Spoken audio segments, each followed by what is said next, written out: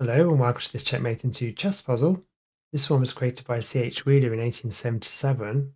You can see that black has the king, 5 pawns, 2 bishops and a knight, whereas white has the king, a bishop, a knight, 2 pawns and the queen. White's turn. Can you see the checkmate in 2? If you move the knight to g5, black can take it with the bishop. You can then check the black king with the queen. The bishop can move back to block to prevent the checkmate in 2. You can take it, but then they can block again with the knight, and you can eventually get a checkmate in 4. Moving the queen to e8 doesn't get you a checkmate in 2. Black can move their knight, try and check the king with your knight, but they have an escape square.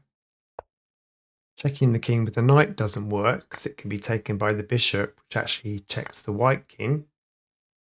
And obviously moving the queen to e5 is a disaster because it could just be taken with the black knight.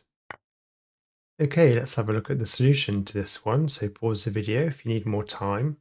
The way to get the checkmate in 2 for white is actually to move the bishop to d6.